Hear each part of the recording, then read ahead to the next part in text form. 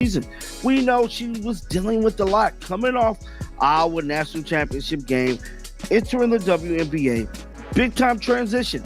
I understand that, but we also have to hold these WNBA referees accountable because they played a big factor in the assault Caitlin Clark took for the 2024 season.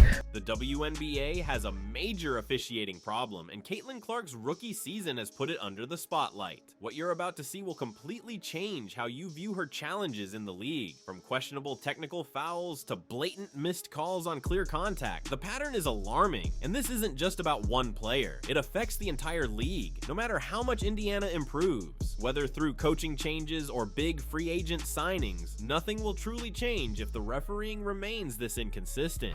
Yeah, we know the Indiana Fever front office did everything they had to do, put the right pieces around Caitlin Clark, make sure they make it far in the playoffs, and possibly get a WNBA championship. Her situation isn't just about her, it's exposing bigger problems that could impact the future of the entire WNBA. Prime example, what really made me start thinking about this was the DJ Currington situation.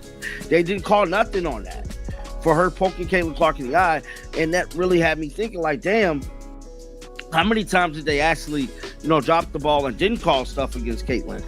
You ever watched a basketball game and felt like the refs were singling out one player? That's exactly what happened to Caitlin Clark last season, and I've got the proof to back it up. When Clark stepped into the WNBA, viewership skyrocketed, breaking records across the board. But while all eyes were on her, something strange was going on with the officiating. Now, Caitlin got called for a technical for hitting the back of the backboard, but somebody viciously clotheslined her.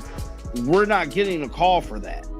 And I just wondered if they would have done it a little different, just start calling stuff for people assaulting Caitlin Clark, that would have kind of minimized the pressure and minimized the assault I believe she would have took for the 2024 season.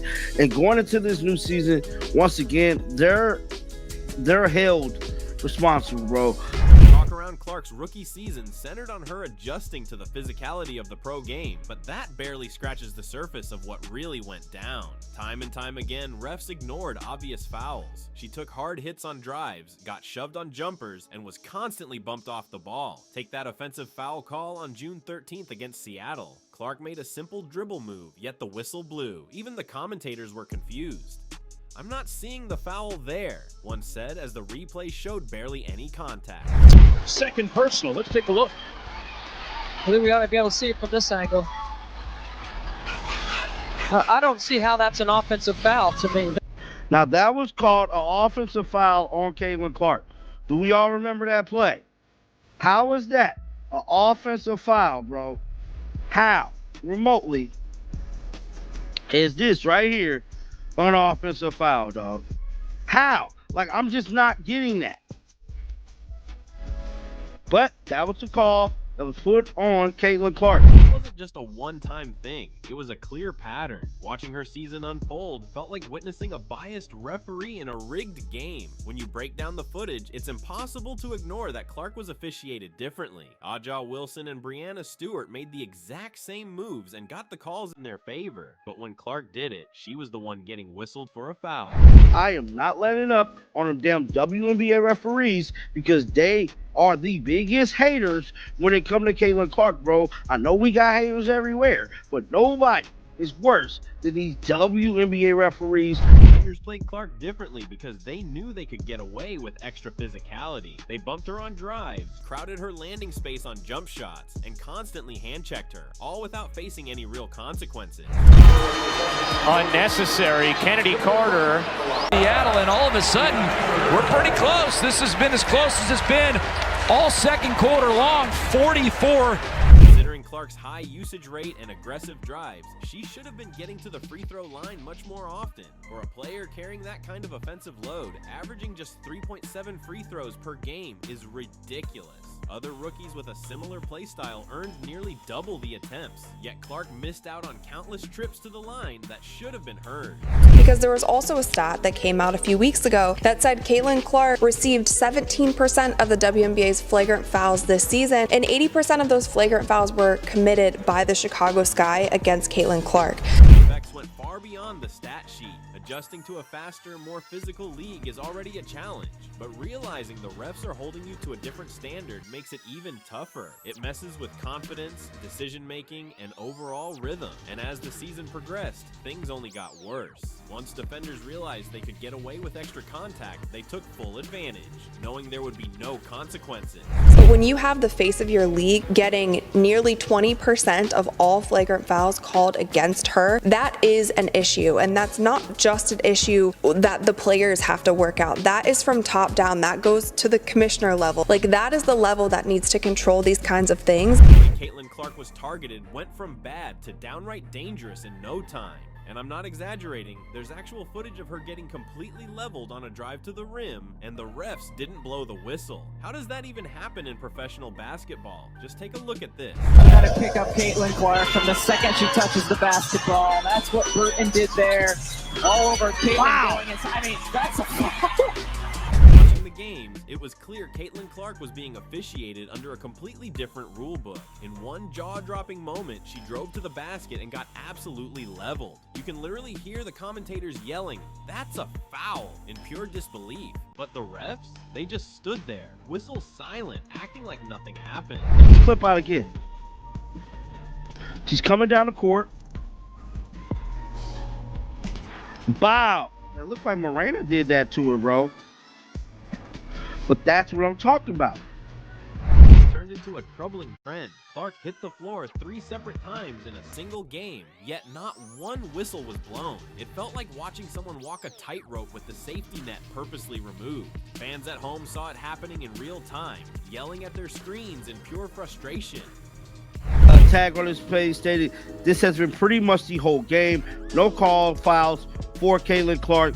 The WNBA and their officials now know how to screw up a good thing." The difference in how defenders approached Clark compared to other guards says it all. Take Mariah Jefferson, for example. Her defensive style against most players was completely different from how she guarded Clark. She quickly realized she could get away with far more physical play against Clark without worrying about the refs stepping in. And who could forget the Dejanai Carrington incident? You can see Caitlin comes off a screen here. She dribbles back to her right hand, and then she's going for the pass to Aaliyah Boston when Dejanai jumps up, seemingly looking to try to steal the ball, and then hits her in the face. Caitlin is on the ground, the ball goes in the opposite direction, and the Connecticut Sun score. The internet doing what the internet does, they found a second angle to this play, and this is where a lot of fans were saying that this was intentional. It's in slow motion, as you can see here. Dejanai is going up for the ball, she misses, and then her hand bends down like this and goes straight into Caitlin's eye. Clark took a direct poke to the eye, an obvious and dangerous foul by any standard. But instead of blowing the whistle or even reviewing the play, the refs just let it slide. Meanwhile, in the same quarter, another player was hit with a foul for barely brushing an opponent's arm. It was like watching 2 completely different sets of rules being enforced on the same court. The inconsistency became so blatant that even former WNBA officials spoke out. One ex-ref flat out admitted that the way Clark was officiated was noticeably different from other players. And that's coming from someone who knows the rulebook inside and out, not just frustrated fans. The tag on this will say, "How can the WNBA justify these referees? Caitlin Clark gets blatantly fouled twice, no call. I guess that's the playoffs, but these are bad." What we saw wasn't just a few missed calls, it was a pattern that put Clark's safety on the line. Every no call gave defenders more confidence to push the limits. Some of the hits she took looked more like football tackles than basketball plays. When refs fail to step in, physicality only escalates. What starts as aggressive defense can quickly turn into reckless, dangerous plays that have no place in the game. Clark wasn't just battling tough defense, she was at risk of serious injury while officials stood by game after game, doing nothing. And you need to protect your superstars, and the WNBA has not done well this entire season of protecting their one superstar who brought in more eyeballs than anyone else has ever done in the league. She should have a special whistle. Calls like this should be made, should be reviewed. People should know right off the bat, it shouldn't be the first round of the playoffs that players think that they can still do this kind of thing to Caitlin Clark, to Angel Reese. This isn't about asking for special treatment. It's about making sure Clark gets the same protection every player is entitled entitled to. Basketball is a physical sport, but there's a clear difference between tough defense and reckless, dangerous plays. The problem isn't physicality, it's the fact that Clark was left unprotected by officials while taking hits that crossed the line.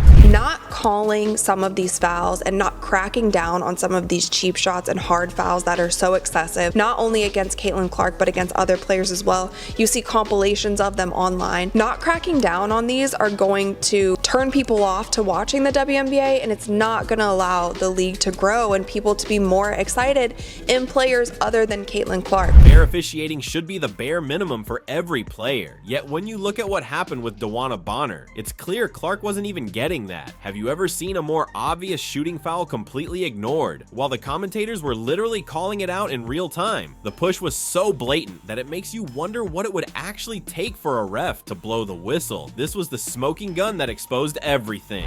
It's Clark, 3 to shoot. Gonna have to hoist from the logo. An air ball. And Clark wanted a foul. Felt like Bonner ran into her. But a shot clock violation. Now Bonner and Clark get into it. Oh, this is what the people was talking about with Wnba Bonner. Oh, yeah. Wnba Bonner clearly shoved Clark during her three-point attempt, invading her landing space and making contact. It should have been an automatic foul. Protecting shooters is one of basketball's fundamental rules, a safeguard put in place to prevent serious injuries when players are at their most vulnerable. Missing that call wasn't just a mistake. It was the perfect example of the double standard Clark dealt with all season long. No foul was called. It's Clark, 3 to shoot. I forgot about this one.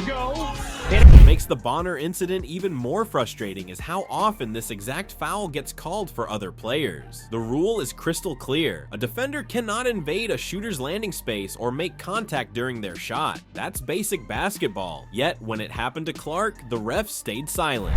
This when Caitlin Clark got a tech, I think. They got it on Caitlin Clark. Not go against Boston. That's Oh no, this was the flop. Yes, I remember this. This right here was the biggest flop ever.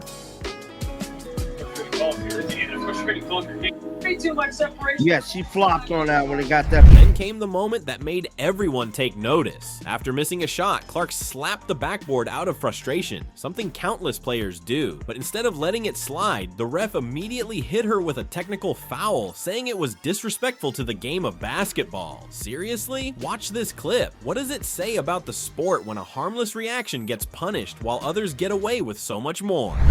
I got a technical for basically being mad at myself because I missed the 3 and then I went and hit the backboard, and he told me it was disrespectful to the game of basketball. So this technical foul was especially ridiculous when you consider what other players were getting away with in the same games. Yelling at refs, tossing towels, and making dramatic gestures of disbelief, all without consequences. But Clark taps the backboard after missing a shot, and suddenly it's disrespecting the game. The double standard couldn't be more obvious.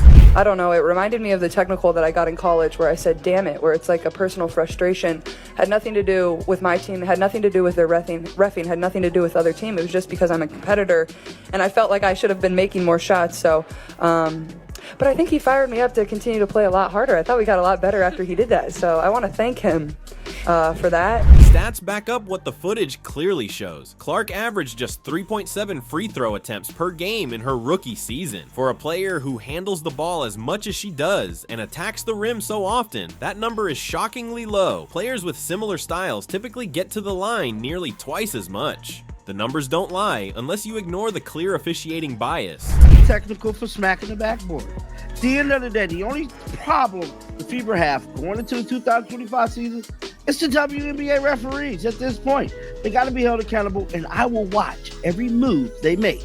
Push from Bonner and the technical for tapping the backboard weren't just random bad calls. They were part of a larger pattern showing how differently Clark was officiated. This wasn't about adjusting to the league's physicality or proving herself as a rookie. It was about referees holding one of the league's biggest stars to a completely different standard. Last thing, you guys, and it might be controversial, but there has been a lot of talk about a special whistle that certain players in the WNBA get and some players don't. But I think that this is something, again, that we can compare to the NBA. Superstars are going to get a special whistle, and they should get a special whistle. Do you know why? Because at the end of the day, it's not just the sport, it's the entertainment of the sport, and you need to protect your superstars. Let me tell you something, the Indiana Fever aren't messing around anymore. They've completely reshaped the franchise, bringing in a new coach and reworking the roster to set Caitlin Clark up for success in her second season. But here's the catch, none of these changes will matter if the referees don't step up. The Fever have rebuilt with a clear purpose, improving coaching, strengthening the supporting cast, and designing a system that plays to Clark's strengths. But the one thing they can't control, the officiating. The WNBA needs to fix last season's ref issues before the first tip-off. So, what do you think? How should the league hold referees accountable? Will they finally bring consistency to the officiating, or will this problem continue? Because getting this right isn't just about Clark or the Fever, it's about the future of the entire league.